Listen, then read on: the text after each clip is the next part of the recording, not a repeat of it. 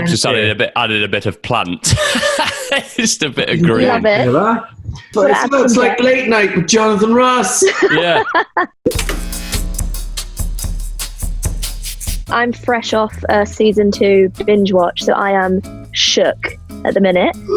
It's incredible. Congratulations. I loved it so much. Glad you enjoyed. I mean, my mind's blown. What was it like when you guys read the script for the first time with all those twists and the big game changer reveal at the end? Well, we get them in dribs and drabs, we get them a bit at a time. So like we're in the sort of same sense as an audience member, I suppose, as we read them. It's the same thing as when you guys watch them. It changed quite a lot, actually, didn't it, Rob? There's various different changes that happened. We usually get one version of it and then it will shift and then, chats happen. The thing, isn't it? Because deadlines, as the season goes on, all the different elements are sort of gathering in momentum. And Steve and his trusted writer, Steve is our boss man, he's the sort of showrunner. They have to kind of create a kind of a dramatic, climactic, and sort of, they have to tick a lot of boxes, don't they? And so the scripts kind of come out as placeholders sometimes, especially a bit later in the season. So my reaction, to answer that question, sometimes can go from nervous breakdown to quite happy in one afternoon.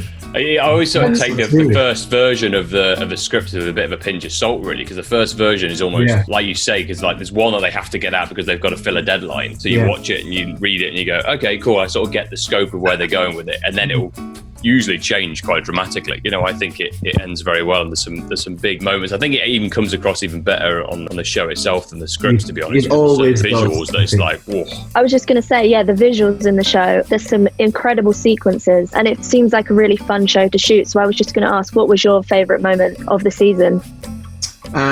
Well, I've watched most of the season, and I can't speak for all actors, but I think we go through at least the first watching being a bit hypercritical of our own stuff and sort of checking to see whether or not we hate ourselves or not. Yeah. There's one bit which I was quite pleased by, Tom, which was it was just because we did a lot of rehearsal. There's a bit where I'm trying to force the spirit of Ben out of my physical body. Yeah, it's great. I come running around the corner and I'm trying to make it to you guys for the deadline. I love that. And this is one tracking shot we did in an alleyway. We had to kind of prepare them quite sort of fastidiously, so that Everett Burrell, who's our VFX chief, who was there, he had to kind of make a map of, okay, so Robert is now pushing left arm to his right, and then he's pulling out, and then we have to kind of create that map of which ways of trying to get rid of Ben. And I must say, it came out really, really. It was brilliant. Effects. I was really, really happy with that little bit, because it was sort of physical acting as well. There was an element of circus to it. There's that great moment as well that obviously we don't know that Ben's there. You come around the corner, me and Five are like watching you kind of like convulse and then like hurl. It's like brilliant. Yeah, all of that was great fun to shoot. Yeah. It was so warm this season. We shot. Well, it went from so warm to so cold, didn't it? It was like, that's shooting in Toronto for you. Which was quite fun, actually, thinking about it. Weather-wise, the season was flipped on its head from the first season, wasn't it, Tom? Because we started off in the first season very, very, very, very cold. I remember the funeral scene at the start of season 1. It was like -10, -15. And they had a rain machine on us, which they had to sort of shower at probably like sub-zero temperatures, or else it would steam. So we had to get showered in this really intensely cold water. And I remember that being kind of the beginning of season 1, going, I don't think that will last. I don't think make it to It's going to end. be an intense year. And actually, since meeting Tom Hopper, I've gotten much better at the cold, because he's encouraged me into taking more cold showers now. So now I'm more like RoboCop when it comes to the rain machine. Yeah, he's nailed it. Season 3 is just going to be all snow. Yeah, exactly. Yeah, probably. Wim Hof style. Yeah, just be me and Rob like naked in the snow breathing. Up the side of a mountain with a goat. Yeah. Well, I was going to say, Klaus and Luther don't actually spend much time together in season 2. So if the two of you were sent off on a mission, I mean, how would that turn out? Do we think it'd go well? Yeah, that would be great. I mean, me and Rob have become so tight off screen that we had some amazing moments in season 1 as well. So I think we were kind of secretly hoping for more of that in season 2. And because of the way that everyone's split up, it just didn't seem to happen this year until we're a group at the end. And it was almost quite weird being on set with Rob. I was like, oh my God, I've not seen you, mate. Yeah. Because what is it, episode 5 when we finally reunionize? That's a long we've all got time. our own things. Shooting Umbrella World. What's that? That's 3 blocks previous, so that's at least 2.5-3 months of. Yeah. It was sort of more atomized this season. You might have a week off, 10 days off, and then you might come in and do 2-3 days and be like, right, okay, I feel, what show are we making again? Yeah. It was almost sort of staggered a little bit, which posed its own challenge, I think. Time away took you out of it so much this season, whereas first season we were much more in it consistently throughout, I think, all of us together. Well, I know it's far too early to even think about season 3, but I'm going to ask anyway. So obviously there's so many game-changing moments, twists, turns, everything. What would you like to see happen in the show next, either storyline wise or for your own characters? Is there anything that you would like to explore further? Well, I'd like to explore relationships that haven't necessarily been explored to a great depth yet, individual relationships. For example, Klaus and Luther. We had some lovely stuff when Luther was kind of on the edge in the first season, but I think there's lots more there to be discovered. Everything from, love, growing up, sex, there's all these things that, because these siblings, the more they get older, the more they realize they just have each other, because they're their only key players really for each other. So it would be nice to explore some of those individual relationships more.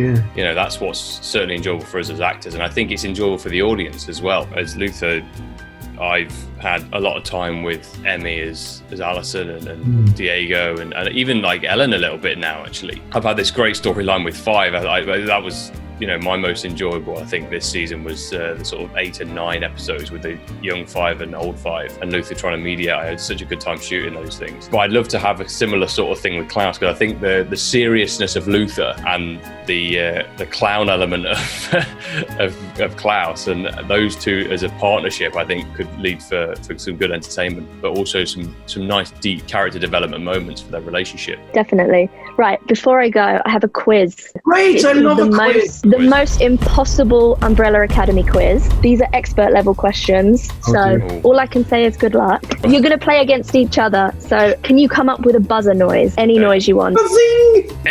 Okay, perfect. So, question 1. On what eye does Reginald Hargreaves wear his monocle? Rob? His right eye. No. Wrong. I'd pass it over, but there's only one other eye, isn't there? Tom? Middle. No, left. Question 2. On what date does number 5 arrive back at the Academy? Bazing! April the 1st, 2019. No, that's the date of the apocalypse. Oh, that's April. So it's like before. 10 days before that. Oh, so March 22nd? 5th? Down 1. 24. 24, that's right. That's fast 24. math, I couldn't do it. Question 3. When will we see Vanya for the first time? What is she playing on the violin? What arrangement? Oh, Rob? There was a bit of contention over this Phantom of the Opera, right? Yeah, that's it. Question 4. Alison has a poster above her bed at the Academy. What is on it? Buzzing! Rob? Isn't it Gargamel from the Smurfs? No, but that would have been amazing. I want to see that version. Tom, any guesses? It's a picture of herself as a kid, is it? Or some movie star that she fancies? No, there's a lot of posters of herself as a kid in her room, but it was parrots for some reason. What, a parrot? A big poster of a parrot. Weird. I've been in that room loads of times. How have I never noticed that? All right, one last question. Who speaks the very last line of dialogue in season 1? Tom? 5. Yes. Do you know what it is for an extra point? Hold on. This could get messy. Yes! Nice work. That's it. Nice work indeed. This feels like an episode of The Earth Locker with It does. PopBuzz's Katie Smith. So the winner of that was Tom. There's no prize, but oh, wow. You're a winner to all of us. Thank Rob, you. you're a winner too. I'll give myself like I've got this. I'll put this over my head. You don't have to placate me, Katie. It's okay. There you go. I won the prize. The fact I'm a loser.